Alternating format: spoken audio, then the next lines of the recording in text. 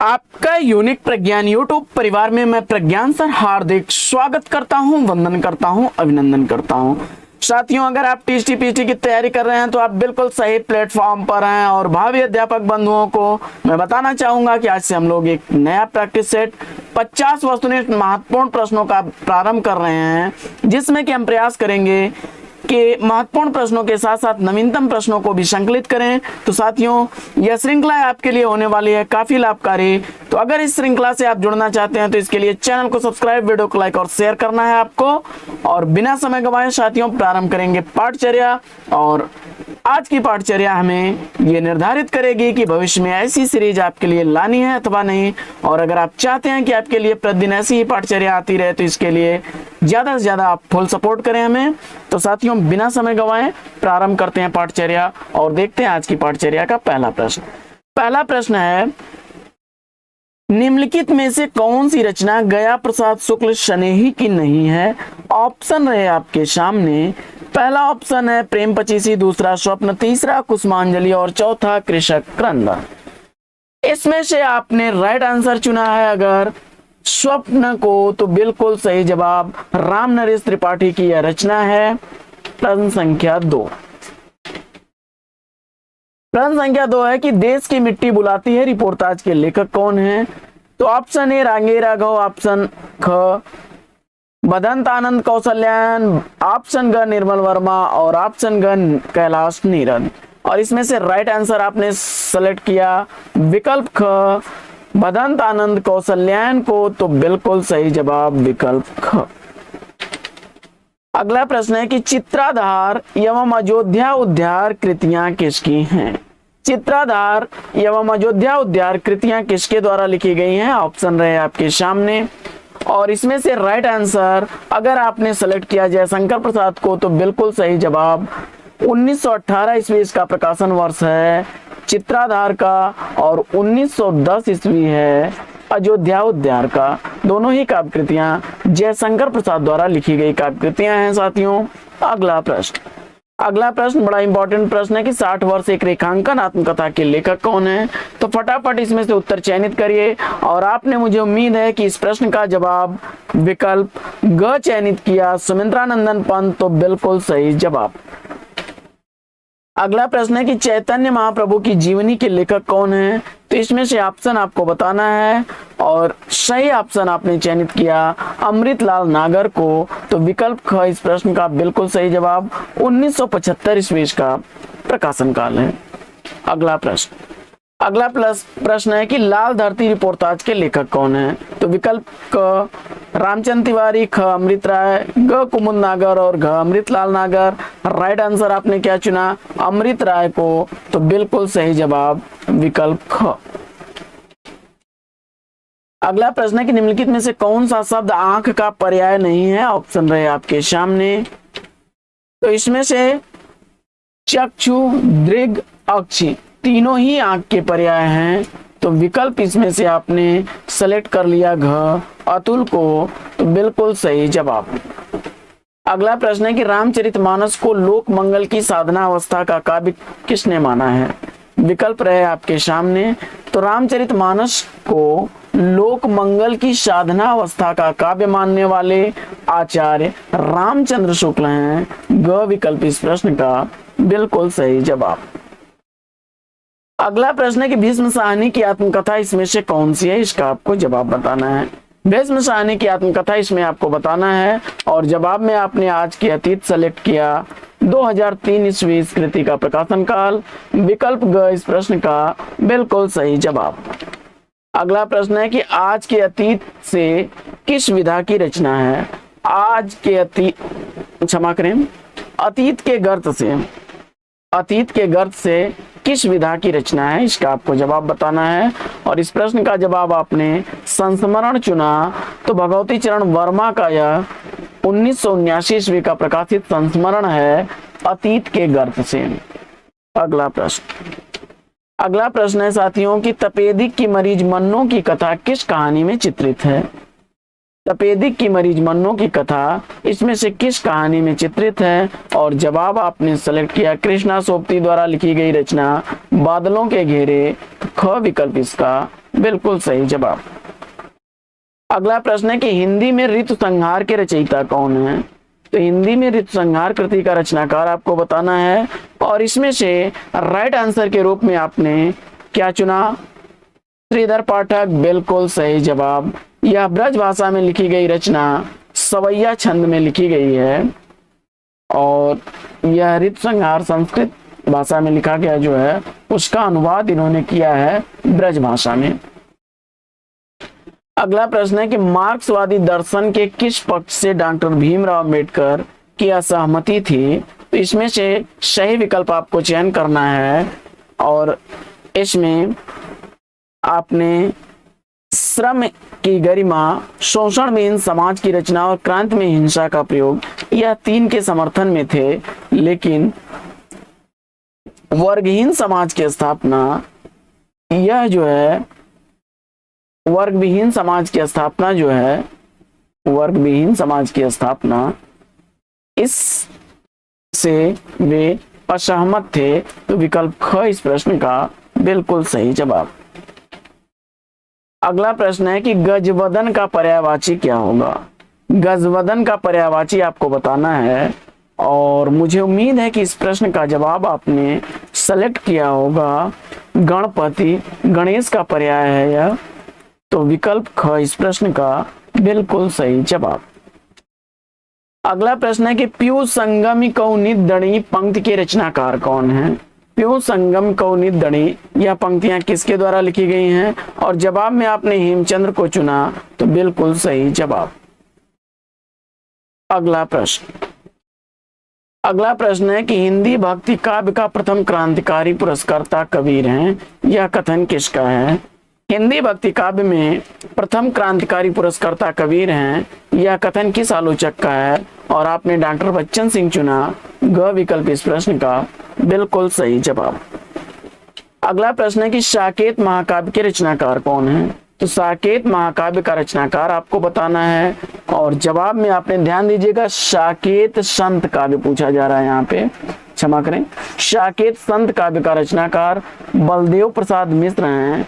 साकेत की बात नहीं की जा रही है, बल्कि साकेत संत महाकाव्य की बात की जा रही है। तो बलदेव प्रसाद मिश्र की यह रचना है।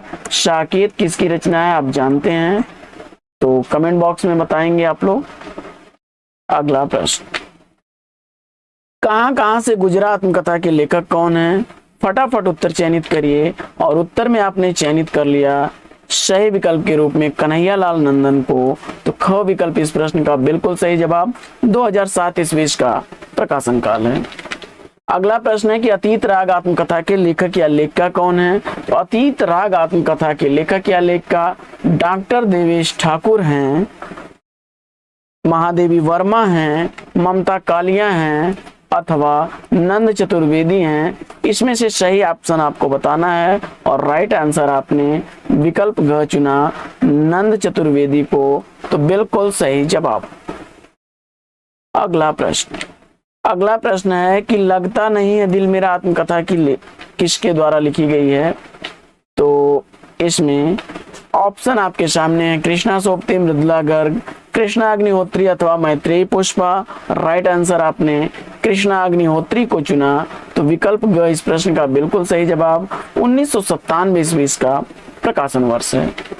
अगला प्रश्न है कि हादसे और आफूदरी आत्मकथा की लेखिका कौन है? तो इसमें से राइट आंसर आपको चयनित करना है। हादसे और आफूदरी दोनों ही आत्मकथाएं रमणिका गुप्ता की हैं। हादसे 2005 ईस्वी की रचना है, जबकि आफूदरी 2016 ईस्वी की प्रकाशित रचना है। अगला प्रश्न है कि हाशिए की वार्तें आत्मकथा की रचनाकार कौन है? तो हाशिए की वार्तें यह आत्मकथा लिखी गई है चंद्रकांता द्वारा। 2009 ईस्वी इस कृति का प्रकाशन वर्ष है। विकल्प ख इस प्रश्न का बिल्कुल सही जवाब। अगला प्रश्न साथियों कि चंडी प्रसाद सिंह की किस कृति में प्रिंस ऑफ वेल्स की भारत यात्रा का विस्तृत और ब्यौरेवार वर्णन है? इसका आपको जवाब बताना है, और इस प्रश्न का जवाब आपने सेलेक्ट कर लिया युवराज की यात्रा, तो विकल्प ग इस प्रश्न का बिल्कुल सही जवाब। अगला प्रश्न है कि नेपाली क्रांति कथा रिपोर्टाज के लेखक कौन है? नेपाली क्रांति कथा रिपोर्टाज का लेखक आपने फणीश्वर नाथ रेणु को चुना, तो ग विकल्प इस प्रश्न का बिल्कुल सही जवाब। अगला प्रश्न है कि महात्मा गांधी जीवनी के लेखक कौन है? तो इसमें से महात्मा गांधी जीवनी किसके द्वारा लिखी गई है? तो जवाब में आपने रामचंद्र वर्मा को चुना, तो बिल्कुल सही जवाब 1919 ईस्वी इसका प्रकाशन वर्ष है। ख विकल्प इस प्रश्न का बिल्कुल सही जवाब। अगला प्रश्न है कि अग्निशेद नजरुल इस्लाम की जीवनी के लेखक कौन है? तो जवाब हो जाएगा विष्णु चंद्र शर्मा, 1976 ईस्वी इसका प्रकाशन वर्ष है। अगला प्रश्न है कि नागार्जुन की जीवनी बाबूजी के लेखक कौन है? तो नागार्जुन की जीवनी बाबूजी के लेखक शोभाकांत हैं, 1991 ईस्वी इस जीवनी का प्रकाशन वर्ष है। अगला प्रश्न है कि मरुभूमि का वह मेघ घनश्याम बिरला की जीवनी है, इसके लेखक कौन है? जवाब हो जाएगा रामनिवास जाजू, 1986 ईस्वी इस जीवनी का प्रकाशन काल है। अगला प्रश्न, रांगे राघव एक अंतरंग परिचय, यह जीवनी किसके द्वारा लिखी गई है? और जवाब में आपने सुलोचना रांगे को सेलेक्ट किया, तो बिल्कुल सही जवाब 1997 ईस्वी का प्रकाशन वर्ष है। अगला प्रश्न है कि प्रबंध मंजरी पद्म सिंह शर्मा की किस विधा की रचना है? तो प्रबंध मंजरी संस्मरण विधा की रचना है, विकल्प ग इस प्रश्न का राइट आंसर है। अगला प्रश्न है कि मुरारी और नरगिस की प्रेम कथा पर आधारित उपन्यास कौन सा है? तो मुरारी और नरगिस की प्रेम कथा पर आधारित पांडे बेचन शर्मा का उपन्यास चंद हसीनों के खतूत है, 1924 ईस्वी का प्रकाशन वर्ष है। अगला प्रश्न, नारी का आकर्षण पुरुष को पुरुष बनाता है तो उसका आकर्षण उसे गौतम बुद्ध बना देता है, यह संवाद किस नाटक का है? तो जवाब हो जाएगा, फटाफट उत्तर चयनित करिए। आपने मोहन राकेश के नाटक लहरों के राजहंस को चुना, तो विकल्प ग इस प्रश्न का बिल्कुल सही जवाब। अगला प्रश्न है कि लघु मानव की धारणा किसकी प्रवृत्तिगत विशेषताएं हैं? तो इसमें से आपको चयन करना है और आपने जवाब में नई कविता चुना, तो विकल्प क इस प्रश्न का बिल्कुल सही जवाब। अगला प्रश्न है कि हिंदू बोले दूरहि निकार छोटे तरुका भवकी मार, इन पंक्तियों के रचनाकार कौन है? यह पंक्तियां किसके द्वारा लिखी गई हैं? फटाफट उत्तर चयनित करिए और आपने विद्यापति को चुना, तो यह कीर्तिलता से अवतरित पंक्तियां हैं। अगला प्रश्न है कि आंगन के बंधनवार संस्मरण के लेखक कौन है? तो आंगन के बंधनवार संस्मरण लिखा गया है विवेकी राय द्वारा, विकल्प ग इस प्रश्न का बिल्कुल सही जवाब। 2003 ईस्वी इस संस्मरण का प्रकाशन वर्ष है। अगला प्रश्न है कि टुकड़े टुकड़े दास्तान आत्मकथा के लेखक कौन है? टुकड़े टुकड़े दास्तान आत्मकथा अमृतलाल नागर की आत्मकथा है, 1986 ईस्वी का प्रकाशन वर्ष है। अगला प्रश्न है कि स्वदेश दीपक की आत्मकथा है, स्वदेश दीपक की आत्मकथा इसमें से कौन सी है? इसका आपको जवाब बताना है और जवाब में आपने सेलेक्ट किया मैंने माणू नहीं देखा, 2003 ईस्वी की प्रकाशित यह आत्मकथा है। अगला प्रश्न है कि यादें और बातें संस्मरण के लेखक कौन है? तो यादें और बातें संस्मरण लिखा गया है बिंदु अग्रवाल द्वारा, 1998 ईस्वी का प्रकाशन वर्ष है। अगला प्रश्न, श्रद्धांजलि संस्मरण के लेखक कौन है? ऑप्शन रहे आपके सामने, राइट आंसर हो जाएगा मैथिली शरण गोप, 1979 ईस्वी का प्रकाशन वर्ष है। अगला प्रश्न, सूखे सरोवर का भूगोल कृति के लेखक कौन है? सूखे सरोवर का भूगोल कृति मणि मधुकर की रचना है, विकल्प ग इस प्रश्न का बिल्कुल सही जवाब। बढ़ते हैं प्रश्न संख्या 41 की तरफ साथियों। प्रश्न संख्या 41 है आधे सफर की पूरी कहानी।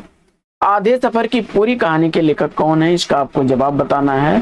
फटाफट उत्तर चयनित करिए और कृष्णचंद्र को आपने इसका उत्तर चुन करके बिल्कुल सही जवाब दिया, 1979 ईस्वी का प्रकाशन वर्ष है। अगला प्रश्न है कि राही मासूम रजा द्वारा रचित उपन्यास इसमें से कौन सा नहीं है?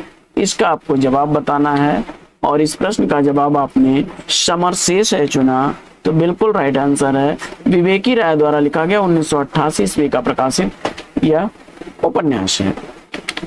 अगला प्रश्न है, निम्नलिखित में से कौन सी कृति मुक्तिबोध की नहीं है? और इस प्रश्न का जवाब देखिए, मुक्तिबोध की रचना चांद का मुंह टेढ़ा, कांट का सपना और कामायनी के एक पुनर्विचार है, जबकि शुद्ध कविता की खोज या रामधारी सिंह दिनकर की रचना है और 1966 ईस्वी इसका प्रकाशन वर्ष है। तो विकल्प ख इस प्रश्न का बिल्कुल सही जवाब। अगला प्रश्न है कि मैं रथ का टूटा हुआ पहिया हूं लेकिन मुझे मत फेंको, यह पंक्ति किसकी है? तो मैं रथ का टूटा हुआ पहिया हूं लेकिन मुझे मत फेंको, यह पंक्ति लिखी गई है धर्मवीर भारती द्वारा। विकल्प क इस प्रश्न का बिल्कुल सही जवाब। अगला प्रश्न है कि हरिऔध द्वारा रचित रीति ग्रंथ रस कलश की भाषा क्या है? तो इसमें से आपने, मुझे उम्मीद है कि चुना होगा ब्रज भाषा। 1931 ईस्वी इस कृति का प्रकाशन काल है, तो विकल्प घ बिल्कुल सही जवाब। अगला प्रश्न है कि सुमिंद्रा नंदन पंत का महात्मा गांधी के जीवन पर आधारित ग्रंथ कौन सा है? इसका आपको जवाब बताना है और इस प्रश्न का जवाब आपने लोकायतन चुना। 1964 ईस्वी इसका प्रकाशन वर्ष है। अगला प्रश्न है कि अपनी धरती अपने लोग आत्मकथा का प्रकाशन वर्ष क्या है? अपनी धरती अपने लोग आत्मकथा रामविलास शर्मा की आत्मकथा है। 1996 ईस्वी इसका प्रकाशन वर्ष है। अगला प्रश्न, रंगमंच के व्यवहारिक अनुभव के लेखक कौन है? तो इसमें से राइट आंसर आपने उपेंद्र नाथ को चुना, तो ग विकल्प बिल्कुल सही जवाब। और महादेवी वर्मा के प्रथम काव्य संग्रह निहार की भूमिका किसने लिखी थी? तो इसका आपको जवाब बताना है और उत्तर में आपने अयोध्या सिंह उपाध्याय हरिऔध को चुना। बिल्कुल राइट आंसर है। 1930 ईस्वी में हरिऔध जी ने महादेवी वर्मा के प्रथम काव्य संग्रह निहार की भूमिका लिखी थी। अगला प्रश्न है कि संतरे और संतरे आत्मकथा की लेखिका कौन है? संतरे और संतरे आत्मकथा लिखने वाली हैं अनीता राकेश। तो साथियों, आज की पाठचर्या लेगी यहीं पर विराम। वीडियो अगर अच्छा लगा हो तो वीडियो को लाइक और शेयर कर दीजिएगा। चैनल पर पहली बार होंगे तो चैनल को सब्सक्राइब कर लीजिएगा। फिर मिलते हैं आपसे अगले वीडियो में एक नए प्रकरण, एक नया टॉपिक, एक नए अंदाज में। तब तक के लिए लेंगे आपसे विदा। आपका जीवन मंगलमय हो। बेस्ट विशेष बेस्ट ऑफ लक। जय हिंद साथियों।